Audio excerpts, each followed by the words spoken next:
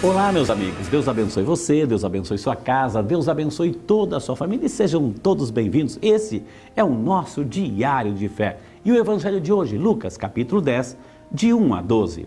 Naquele tempo, o Senhor escolheu outros 72 discípulos e os enviou 2 a 2 na sua frente a toda a cidade e lugar aonde ele próprio devia ir. E dizia-lhes: a messe é grande, mas os trabalhadores são poucos. Por isso, pedi ao dono da messe que mande trabalhadores para a colheita.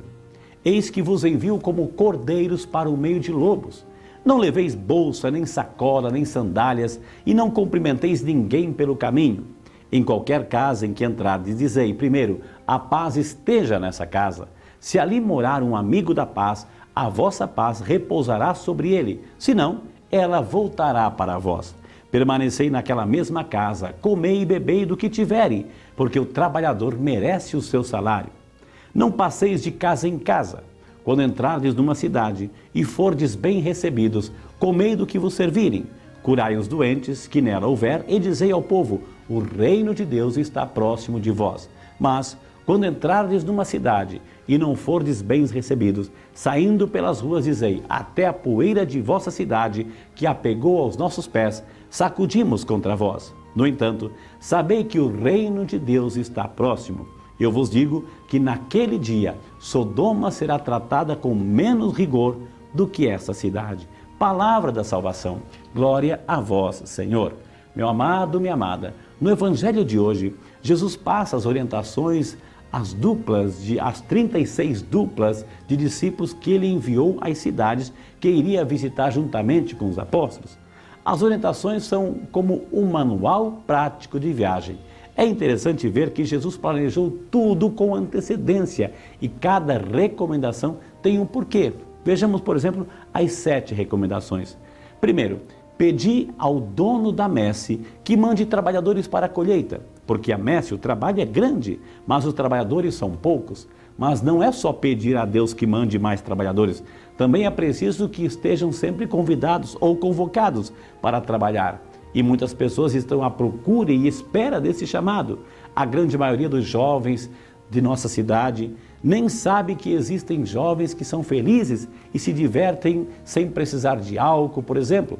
A messe precisa de pessoas com iniciativa, que saibam planejar estratégia, como Jesus planejou no evangelho de hoje, que mostrem a essas pessoas que o reino está próximo a elas.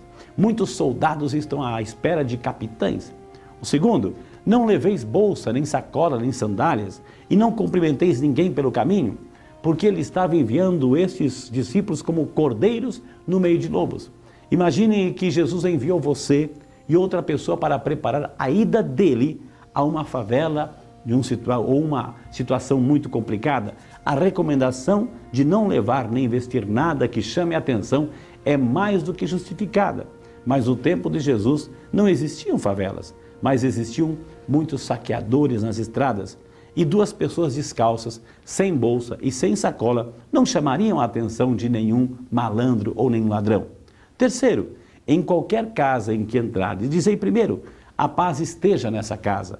Este é o sinal dos discípulos de Jesus quando entram em uma casa.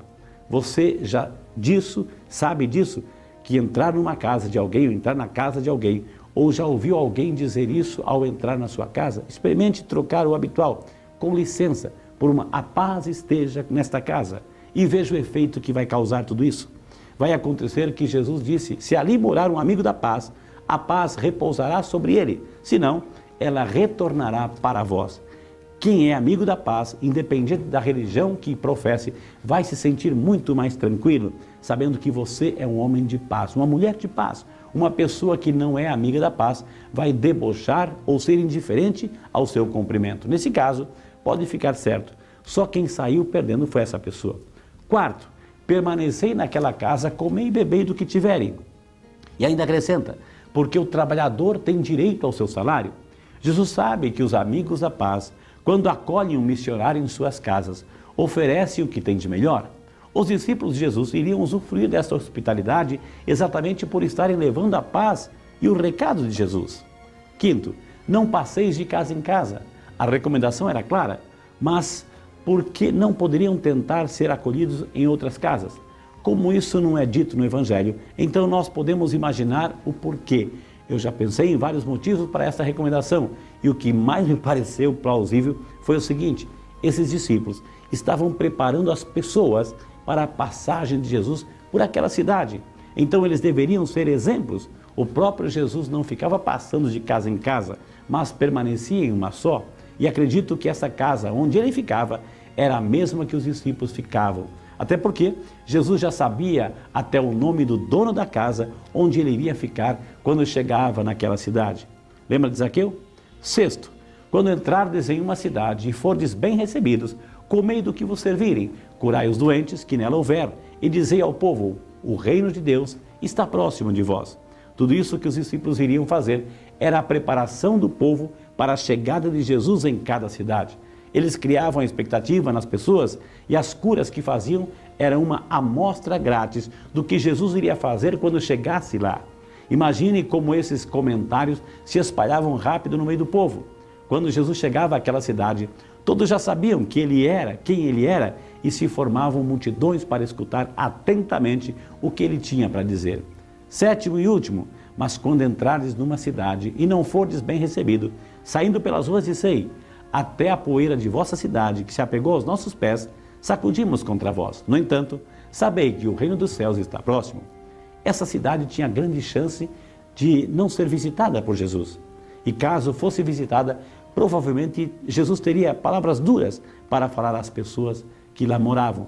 Acima de tudo, Jesus entrava na casa, entrava na família, convivia com a família, como ele quer entrar na sua casa, como ele quer conviver com a sua família, porque ele conhece cada um e chama pelo nome. É importante acolher Jesus e receber Jesus no seu coração. Amém?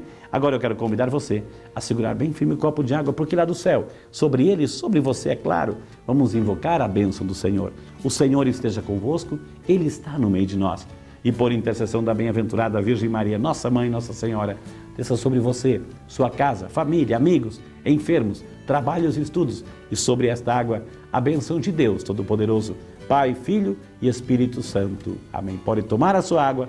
Deus abençoe você e até o nosso próximo encontro.